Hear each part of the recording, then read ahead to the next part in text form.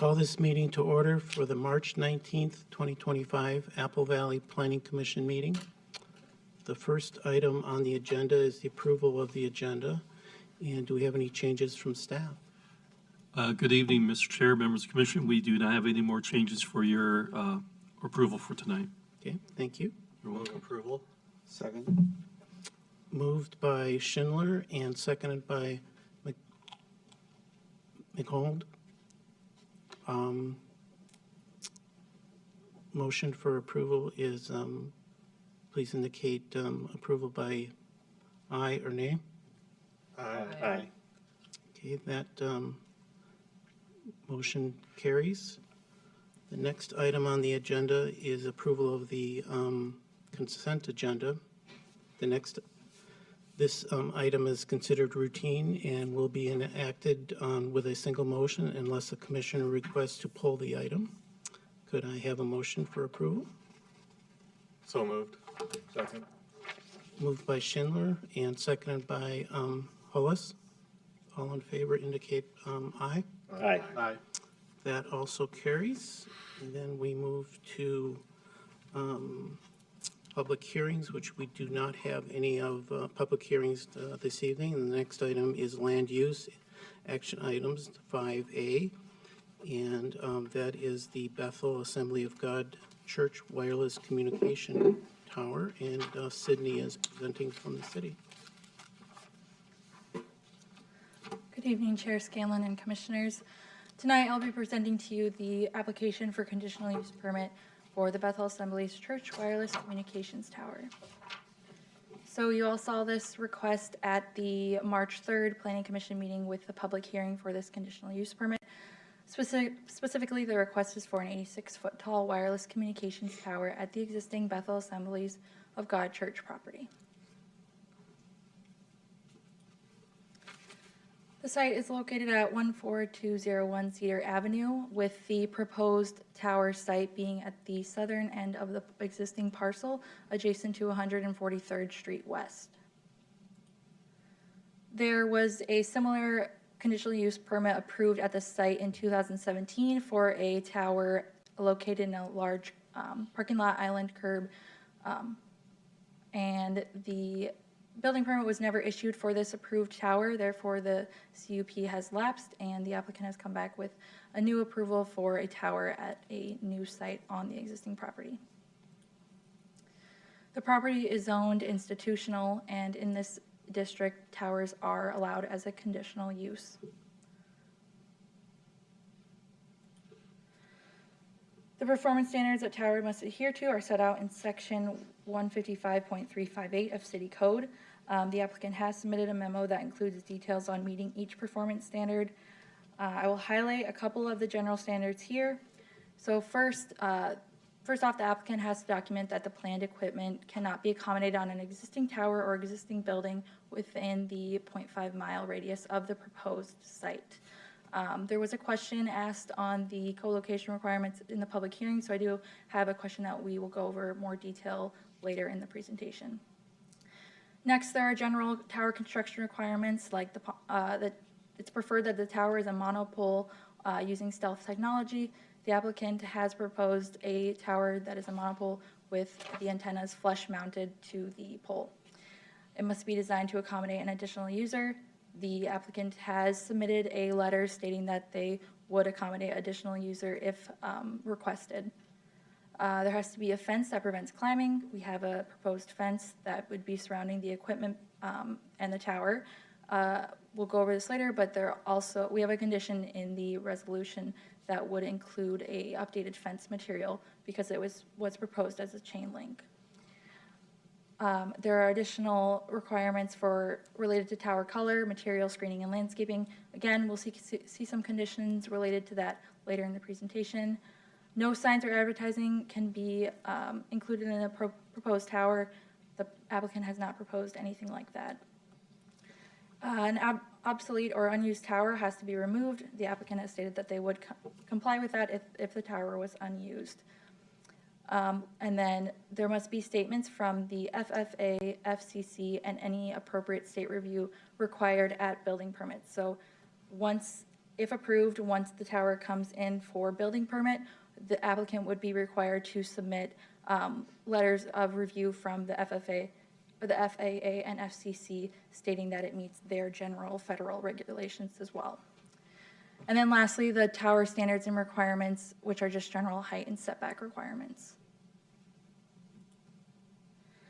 The plans show the tower location, the 30 by 25 equipment pad, and the driveway access for the tower. The tower would meet all required setbacks to both property lines as well as any adjacent structures. There are recommended conditions to update the gravel driveway to a paved material, as well as to include sidewalk installation along the southern property line. The proposed tower is again designed as a monopole with the antennas mounted flush to the tower. In terms of conditions related to the design and elevations, staff suggests additional landscaping adjacent to 143rd Street, so kind of along this open area here. Upgraded fence material from the chain link to a more solid opaque fence material. And then continued maintenance of existing trees surrounding the tower to ensure that long-term screening is provided to any adjacent property. Staff also suggests that the tower color shall be subject to further review and approval by the planning department at building permit. So getting into the public hearing questions, kind of made some general themes and clumped them into each question. So starting off, why was the 2017 tower never constructed? What was the previous tower height and color? And then why is a new site proposed? So again, the previous tower did not receive a building permit, and the CUP was not utilized within 1 year of approval, which is required in our city code. Therefore, this 2017 CUP lapsed. The previous tower plans showed a total height of 84 feet with a 4-foot lightning rod attached to the top. And then it also showed that the tower would be painted a yellow color that matched the existing church building. The applicant has stated that the original location was agreed to by the previous property owner, which was Mount Olivet Church. And then the new location for this new CUP is to accommodate the new users' future development plans.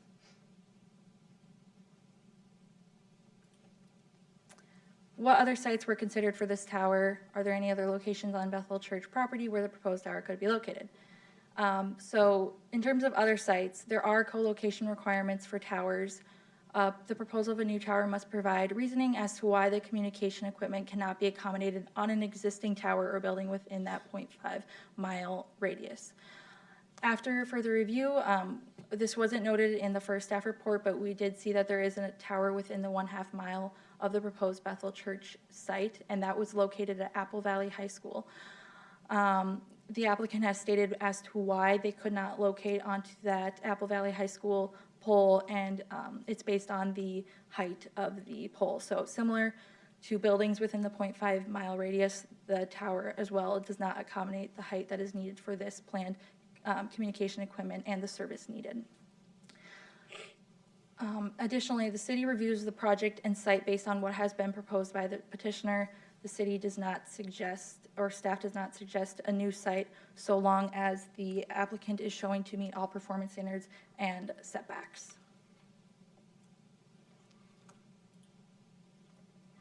How many existing towers are there in Apple Valley?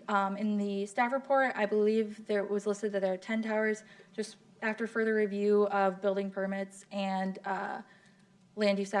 previous land use applications, it was found that there are actually 7 existing towers. This does not include antennas attached to buildings. And for some examples, there's a picture of a approved monopole tower at Christ Church, located off of Johnny Cake and McAndrews. So this would be similar to the proposed tower that we have for Bethel's Church. So it's a monopole with the antennas mounted flush to the pole. Another example of a tower is the communications tower at Quarry Point Park. This tower is more of this standard array with the antennas kind of just outward of the actual tower. This map shows the proposed Bethel Tower site with the 0.5-mile radius. So you can see that the Apple Valley High School Tower is just on the edge of that radius. The other existing tower sites are also located on this map. Again, this does not include anything that is attached to a building. Next would be general comments and questions related to radio frequency emissions. So in terms of the city review and staff review, it is not within our purview to determine or monitor RF emissions, and it is not an adopted performance standard within the city code. This would be regulated by the FCC. The city may not deny a communications tower based on concerns of RF emissions. In terms of how emissions are measured and what is that FCC requirement, I will defer to the applicant for those questions. And the applicant also has a slideshow that they can pull up after this, going over more of those detailed questions. General comments on prohibiting towers near schools. So in Apple Valley, school properties are generally zoned as institutional, and this zone allows for towers as a conditional use. Secondly, there are existing towers that are already near schools as well as located on school properties, for instance, Apple Valley High School. The city cannot prohibit the location of a proposed tower in a zoning district where it is currently allowed as a conditional use. There were general concerns for the property values of residential properties when adjacent to a tower. So property values are determined by a complex set of variables that are difficult to attribute to a single adjacent land use. Property values are impacted by overall city development patterns. There's been no documentation provided of a decrease in property value due to being adjacent to a cell tower. General questions related to construction, and then how many trees would be removed due to construction. So staff does not have concerns with the proposed construction of the tower. In terms of tree and tree preservation, that will be reviewed by Natural Resources Department, and we do have a condition related to that in the recommended conditions and resolution. And then again, a building permit would be required once approved. So the CUP, if approved, next it would go to building permit, where we determine that yes, the tower would meet all of the conditions that we set out in the conditional use permit, as well as things like the FAA and FCC letters of approval. The applicant has stated that construction access will come from 143rd Street primarily, except for underground electric. Construction is phased and would take about 6 weeks. And then lastly, one 24-inch tree and brush will be removed due to the construction of a tower. And again, the final tree preservation plan will be reviewed before building permit is issued. There were some concerns with contacting the pipeline related to the pipeline easement adjacent to the site. So the submitted plans show the tower and equipment pad outside of this pipeline easement, and the applicant is stating a similar statement.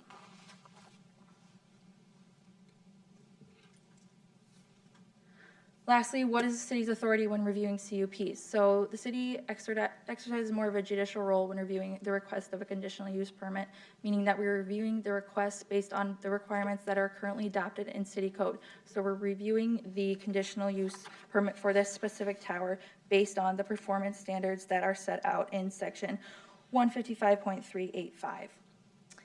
If the applicant provides plans and documentation that meet the performance standards, which they have, and requirements set out in city code, the applicant is entitled to the CUP.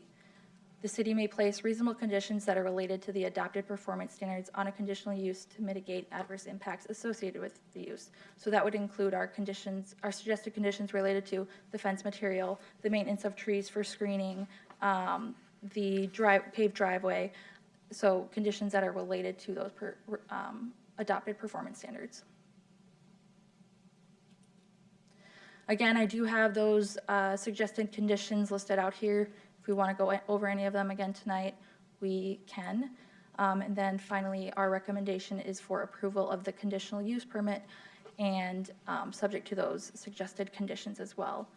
And then we do have the applicant here tonight who also has a presentation. Thank you.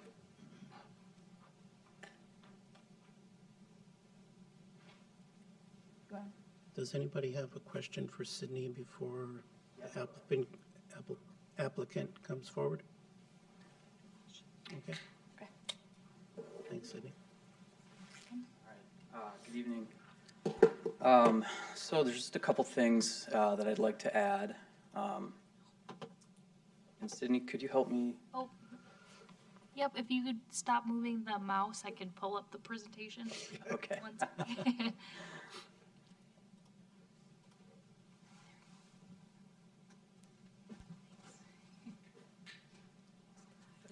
Okay, there we go. So yeah, I can skip over all the items that Sydney went over. The few things I would like to discuss that I know a couple of you asked last time, specifically about how the FCC governs frequencies and then how they monitor them. So there is no strict monitoring requirement. This is really a function of how many cell sites are out there. Between macro towers, which is a tower, and small cell sites, which is mounted on small, street lights and that kind of thing, there's close to 500,000 towers in the country and growing. So it would be a Herculean task, so that's why they don't monitor it. And let's see, we went over the pipeline construction. Like Sydney says, it's phased, so it's not like major construction every day for 6 weeks. It's going to be chunks here that are, bothering the public, and then off for a week or two. So, so they regulate emissions based on ERP, which is the radiated power of an antenna. A couple things to note. When you're at the top of a tower, or if you're on a rooftop standing in front of an antenna, the emissions are much, much greater. When you're at the base of a tower, or at the, like in this room, we obviously have radiation coming in that feeds our cell phone towers, or our cell phone, excuse me. The level is much, much further below the FCC mandated level. So we included a couple articles, references to the FCC website, and then a group called CTIA, which lobbies for the wireless industry, and they provide a lot of good health and safety resources. The photo simulations, which are renderings of the tower. So you can see this is from Cedar Avenue and 143rd. And you just let me know when you want to move on. There's 2 other ones. Next one. So this is Glenda and 143rd. And then finally we have from the church parking lot. And then I have a real-life example. This is the one I mentioned that's in Eden Prairie. This one is 79 feet, I believe, so approximately the same height, and it incorporates the same mounting design, the flush mount to the tower. This one is painted brown to match the hockey warming house that you can't quite see in this picture. Surrounding Verizon sites. So there's 6 surrounding sites.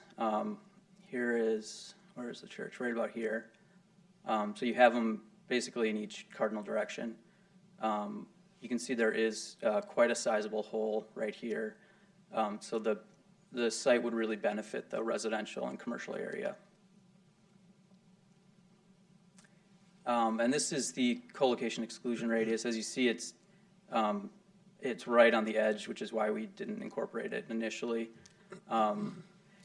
It is, I don't know the height of the tower, but I know the available height to Verizon would be 45 feet, which is almost half of what they would need, so we wouldn't even consider it as an option. And then before I close, there's one issue I'd like to bring up related to the sidewalk. So one of the conditions is that we install a sidewalk over about 125 feet. We feel that that is a bit of an onerous requirement.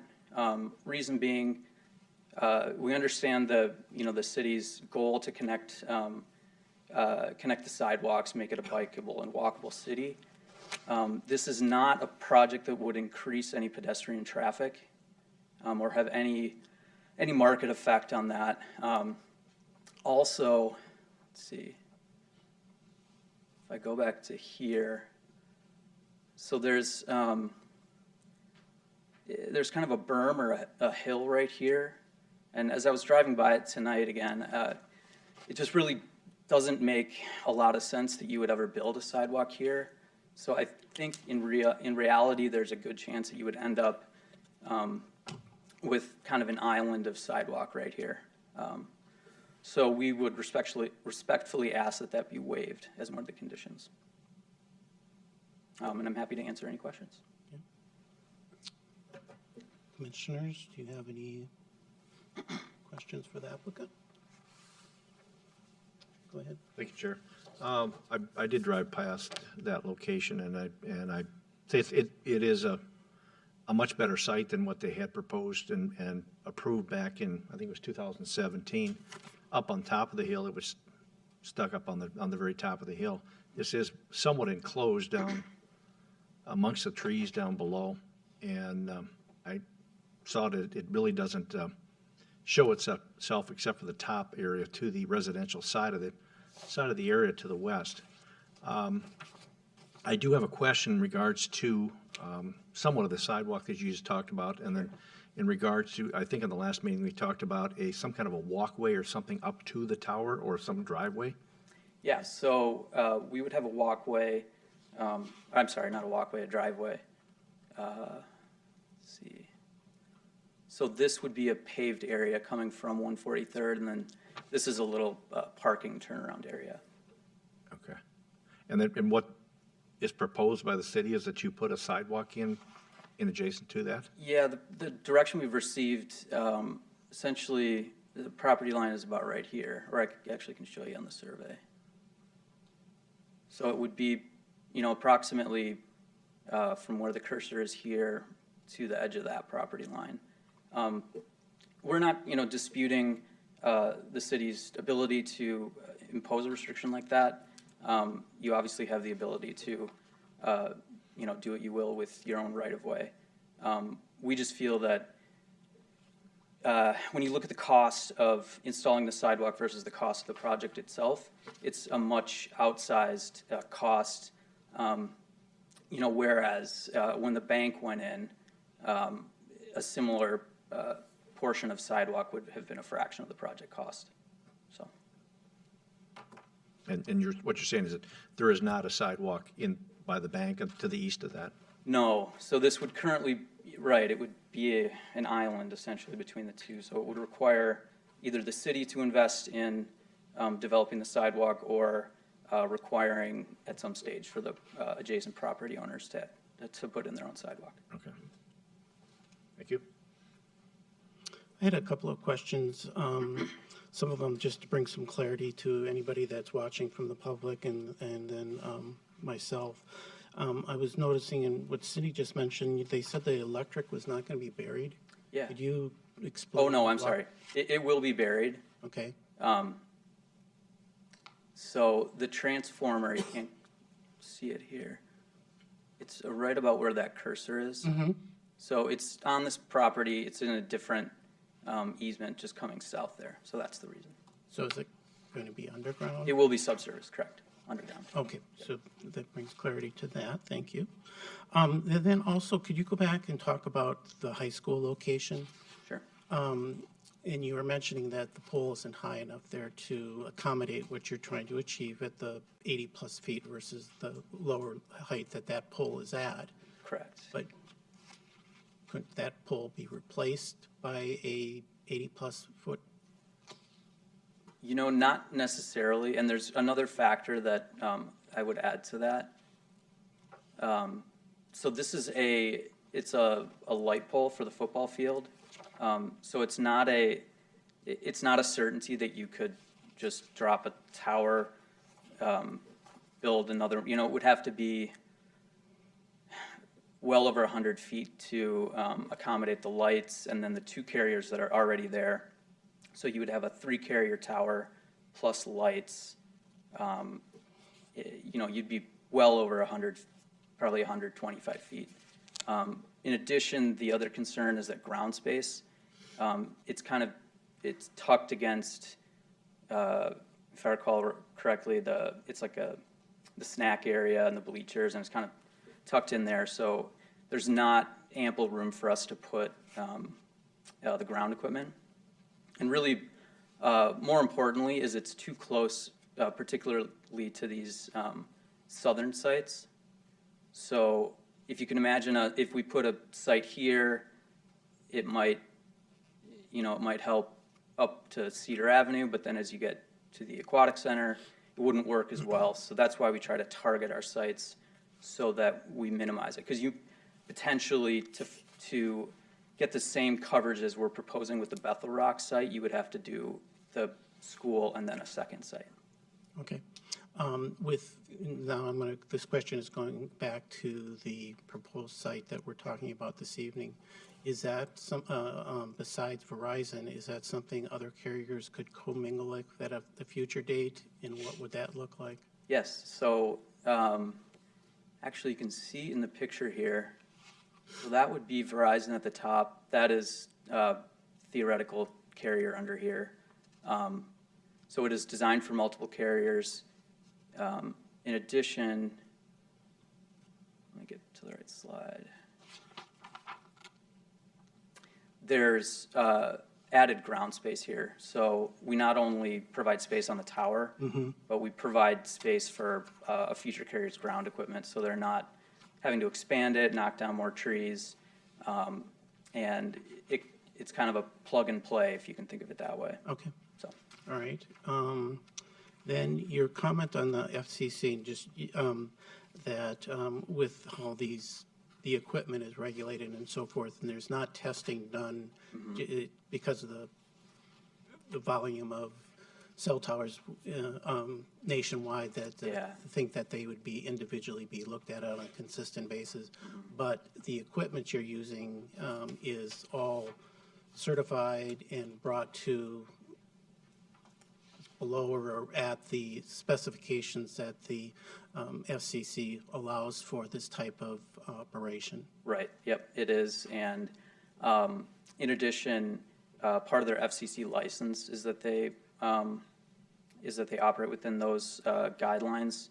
So they take that very seriously. That is their lifeblood as a company. So they would not do anything to jeopardize their FCC license. Okay. And then last and finally I have here, do you have any concerns with the items that have been outlined in the staff report 1 through 15 as far as things that need to be accommodated to move forward, with the exception of your bringing up the sidewalk this evening? No issues other than the sidewalk. Okay. And I'll comment on the sidewalk.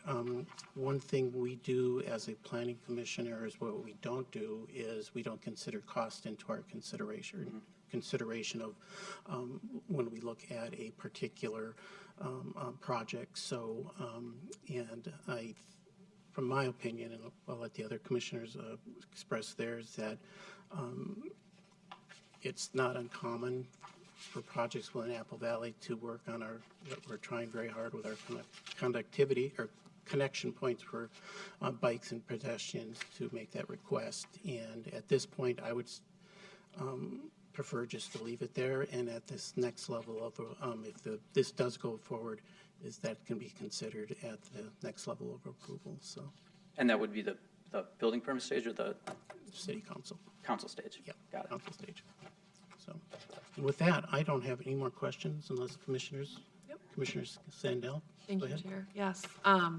I appreciate those pictures that you had of what it will look like potentially. So thank you for that, and for the whole report. I appreciate the time that you put into it.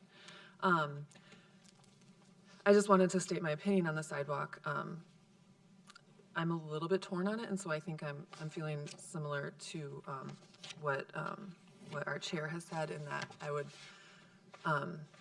I think I would be tempted to leave it in and then let the city council kind of make that decision. I don't feel like I've had enough time to think it through right now.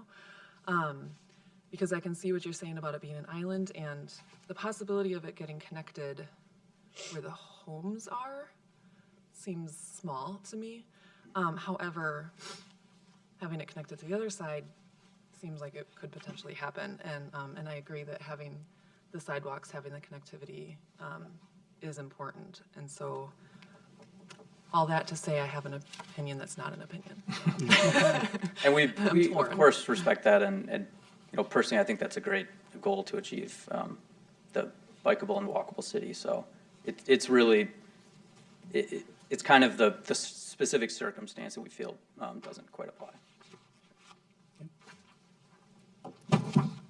There's a staff? Mr. Chair, I think we're okay, unless any of the commissioners want any additional explanation on the city's position with the sidewalk, but it sounds like you might Yeah, have your answer. I'm fine personally. Commissioner Mahal, go ahead. Sure, Chair. Just can the sidewalk be conditioned on? I mean, it's built into your memo, which is built into the conditions of approval. Can the construction of or addition of a sidewalk be conditioned upon the adjacent landowners' construction of a sidewalk in the future, or does it have to be done right now? Mr. Chair, Commissioner, so our position or the city's method of approach for these sidewalks, gaps to be closed would be a combination of with redevelopment activity, development activity, and then the city's capital improvement plan. So while there's no plan or activity to the bank to the east of this property, at any future redevelopment or potentially as we continue to close gaps with the city's capital improvement plan, the city may proactively decide to close that gap. It's hard to say specifically to the bank property. If we look at the residential component south, west, and east of this, it's very likely that the city would be the one kind of programming that with capital improvement, sidewalk extension, and that component.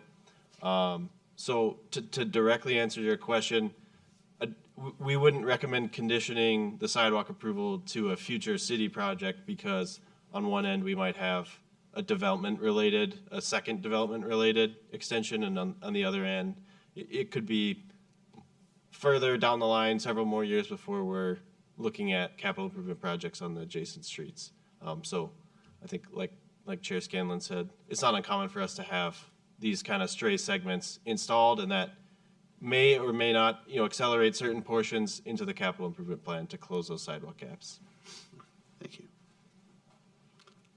I think I was going to mention to the point of that, the housing project on 140th Street with the former golf course that we're adding, there's being sidewalks added, I believe, along that were part of that project to add the sidewalks, and there's a connection point of about a half a block or a block long just to the north that isn't connected at this point, but I know that is something that that we had discussed at that time is on the radar of the city to take, and as part of their capital improvement to make those connections. So those are things that have already been mentioned on an ongoing discussion, and when that can be done is fit into those programs. So there is a little there is a plan, but whether it's not set in stone at this point, but there's the big picture that we're looking at as the city. Sure. So that helps you get a better perspective of that, hopefully. So.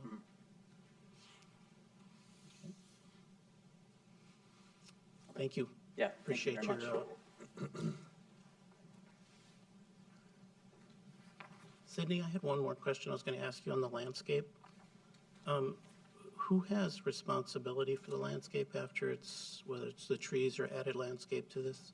Is it the applicant or is it the church? At a later, the church? Chair Scanlon, yes, correct. In the conditions, we have it to the property owner. Okay. And then moving forward with the landscape, is that something that the applicant and you're working with to try to address where there's needs of filling in there? Correct. So we have the required landscape plan, which will be reviewed by both planning as well as natural resources. Planning in terms of the location to ensure screening, and then natural resources in terms of the species and the tree preservation. Okay. All right. Is that something that's going to be available then before that goes to city council, or? We have that required prior to issuance of the building permit, which would be after city council. Okay. All right. Thank you for the clarification. Thanks. With that, if nobody has any more questions, could I have a motion, please? Mr. Chair, I move we recommend approval of a conditional use permit CUP for an 86-foot tall wireless communications tower at the existing Bethel Assemblies of God Church property, 14201 Cedar Avenue, subject to conditions 1 through 15 in the staff report. I would second that. Moved by Commissioner Schindler and seconded by Commissioner Hollis. Those in favor of the motion, please indicate by approval by indicating aye, and disapproval nay. Aye. Aye. With that, the motion has approved and will go forward. Thank you.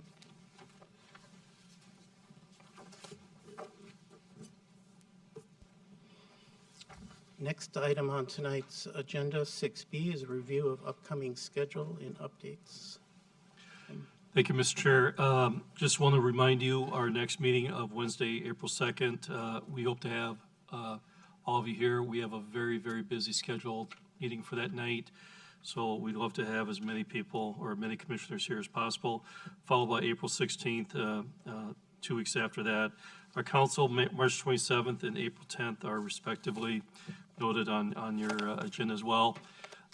If you would indulge me, I'd like to introduce Jennifer Haskamp. Jennifer is the president and owner of Swanson Haskamp Consulting Services out of St. Paul. Jennifer is helping us because we are still short-staffed, as you probably could tell. And Jennifer has bailed me out more times than I can count, and she's a wonderful planning consultant. She's very well-versed, very well experienced, and she's just a remarkable friend. I'm happy to have her. She's getting along very well with people so far, but you're going to see her in a few weeks here presenting on some planning stuff. Good news, we do have an offer out for our Planner 1, and we're getting soon to be interviewing for our city planner position as well. So we hope to be full-staffed, but Jennifer's probably going to stick around for a little bit, and love to have you talk to her afterwards. But she'll be at the next meeting where I might not be here for a family medical issue, but Jennifer is happy to help, and I hope you can welcome her. And again, feel free to introduce yourself after the meeting if you so wish. Thank you, Tim. You're welcome. I had one item that I was going to mention. On the main page of the Apple Valley website, there is a survey for the bike and pedestrian path update that we're looking at doing, and any audience members that are out there is to please take note of that, or commissioners that to do the survey would be greatly appreciated as we go forward with that project. So with that, I will entertain a motion for adjournment. So motion. Second? Moved by Commissioner Hollis and seconded by Commissioner Sandell. All in favor indicate by saying aye. Aye. Aye.